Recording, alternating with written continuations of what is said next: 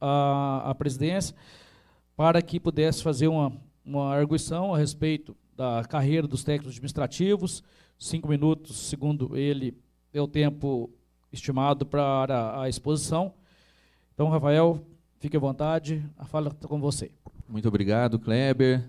Novamente, boa tarde a todas e a todos. Bom, gente, tá aqui nesse momento como representante das seções sindicais é um resultado de muita luta, né? Tá a pessoa do Márcio ali, que é um veterano nosso aí do movimento sindical há muito tempo. Nós lutamos há muito tempo pela conquista dessa cadeira no Consup e pela primeira vez estamos aqui fazendo uso da fala, para trazer uma questão, né, que diz respeito a toda a nossa comunidade, né, gente? Eu acredito que todos e todas vocês tenham acompanhado o processo de negociação salarial que nós tivemos com o governo federal durante esse ano, né? Foi assinado o acordo na última sexta-feira que nos garante mais R$200 do nosso auxílio alimentação a partir já do contra-cheque deste mês. Então, no começo do mês que vem, todos e todas nós aqui que somos servidores receberemos esses R$200 a mais. Isso vai ser feito por portaria executiva do Ministério da Gestão e Inovação em Serviços Públicos. E 9% de reajuste no nosso vencimento básico. A proposta do governo é que isso seja feito a partir do contra-cheque de maio, né, ou seja, para receber em junho, mas isso depende de uma aprovação de um projeto de lei no Congresso Nacional.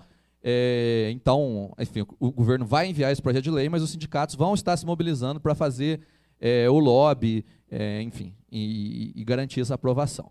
Bom, gente, esses 9% são um avanço, considerando que nós temos anos de congelamento, anos em que não houve nenhum tipo de negociação salarial com as nossas categorias, mas ainda é muito aquém das nossas perdas.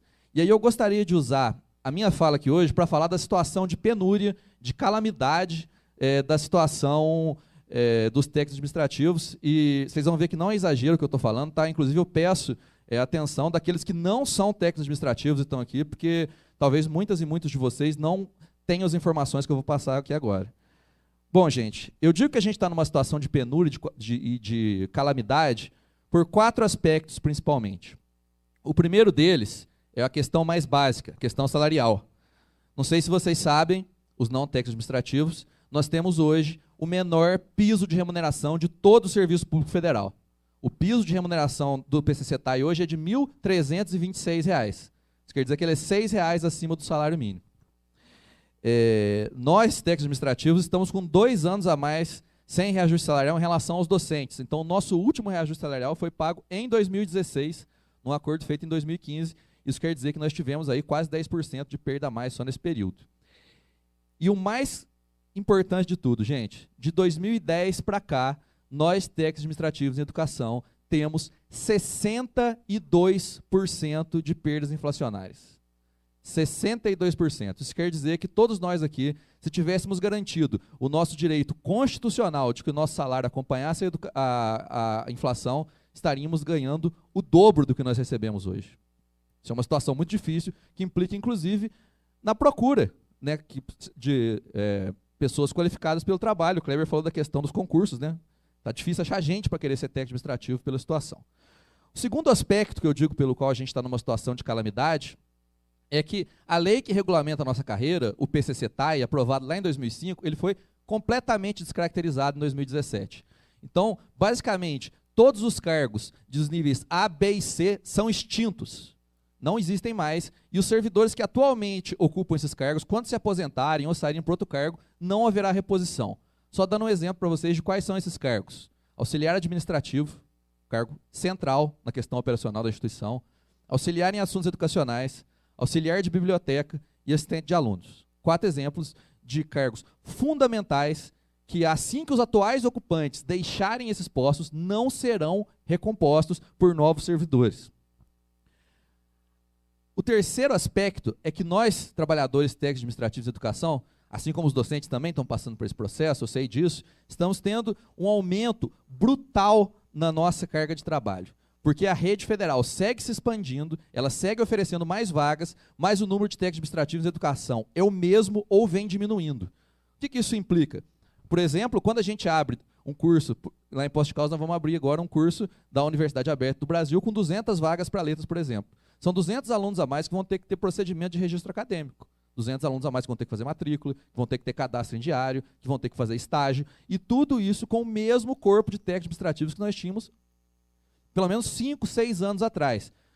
Isso fora as comissões que nós temos que pegar e tem levado a um nível brutal de adoecimento da nossa categoria, síndrome de burnout, lesão por esforço repetitivo e uma série de outras questões. E, por fim, o quarto aspecto que eu gostaria de tratar é que nós temos uma altíssima rotatividade na nossa carreira. Para vocês terem ideia, no ano passado, nós tivemos uma relação de 80% entre admissões e desligamentos dos técnicos administrativos em educação. Quer dizer que para cada 10 tais que entraram no Serviço Federal, 8 saíram. A nossa carreira virou uma carreira trampolim, porque a remuneração dela é tão baixa que as pessoas entram para ficar um tempo, estudar para o próximo concurso e passar nele.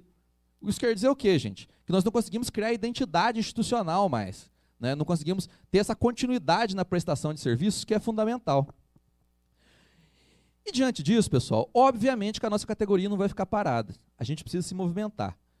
Eu não sei se alguém, aí é provável que talvez alguns tais conheçam, um grupo que se estruturou na internet, chamado Coletivo Tais na Luta, que hoje conta com quase 15 mil pessoas no Brasil todo, enfim, um número muito expressivo, que tem discutido propostas para nossas carreiras a serem levadas para os sindicatos. Inclusive, nós vamos, se vocês permitirem, socializar essas propostas por e-mail com os conselheiros aqui. E também a Comissão Nacional de Supervisão do Sinasef elaborou uma proposta de reestruturação do PCCETAI que está sendo discutida nas bases. Qual foi a orientação do Sinasef para nós? E nós estamos fazendo em Muzambinho, junto com os companheiros e as companheiras de Machado.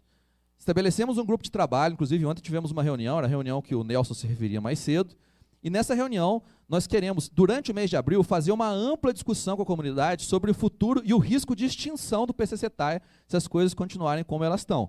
Então, durante o mês de abril, nós vamos tentar fazer uma agenda de debates para que a gente envolva o máximo possível as pessoas da nossa categoria e também a comunidade. E aí eu chego no último ponto da minha fala, para ir encaminhando aqui, que eu sei que está todo mundo cansado, que é o seguinte, gente, isso não é um problema dos técnicos administrativos em educação, isso é um problema da comunidade como um todo. O processo que a gente vem passando há muitos anos é de sucateamento da nossa carreira, e se a gente tem 62% de perda, o último governo foi catastrófico, o penúltimo também. Mas não foi só neles. A perda vem de antes. Há um processo de substituição da mão de obra de servidores públicos, concursados, estáveis, por servidores terceirizados. Que só é boa, me desculpem, para as empresas de terceirização. Não é boa nem para os trabalhadores terceirizados, que muitas vezes são expostos a condições de trabalho péssimas, porque as empresas rodam muito, às vezes tem dificuldade para tirar férias, às vezes tem atraso de salário e tudo mais, né? E não é boa também para a instituição, porque quando acontece de algum governo vir e cortar recursos das instituições, o que ocorre é uma descontinuidade na prestação de serviços. O pessoal de Muzambinho, de Inconfidentes e Machado sabe muito bem quais são os efeitos desse tipo de coisa. Então, para finalizar, gente, eu queria aqui pedir o apoio de vocês, desse Conselho Superior, para a nossa causa. Eu queria pedir tanto para os colegas de outras categorias, para os alunos, para os docentes, que compreendam a importância dos técnicos administrativos no funcionamento dos institutos federais. Queria pedir o apoio e a colaboração das direções gerais que estão aqui presentes, da reitoria, e, sobretudo, Kleber, pedir o apoio seu, né, eu sei do teu compromisso conosco, para a articulação dessa pauta dentro do CONIF. Porque lá em 2015, por exemplo, o CONIF levou adiante uma proposta de RSC para a nossa categoria. Talvez o CONIF ele tenha que voltar a ser, não pode ficar só a cargo dos sindicatos, nós vamos fazer nosso trabalho. Mas isso é um trabalho que vai muito além da nossa categoria e dos nossos sindicatos. É um trabalho que tem que envolver o movimento estudantil, tem que envolver o movimento sindical, mas também tem que envolver as gestões e os órgãos, né, competentes em relação a isso. Então, é isso. Obrigado. Estou aí para perguntas que o pessoal queira eventualmente fazer.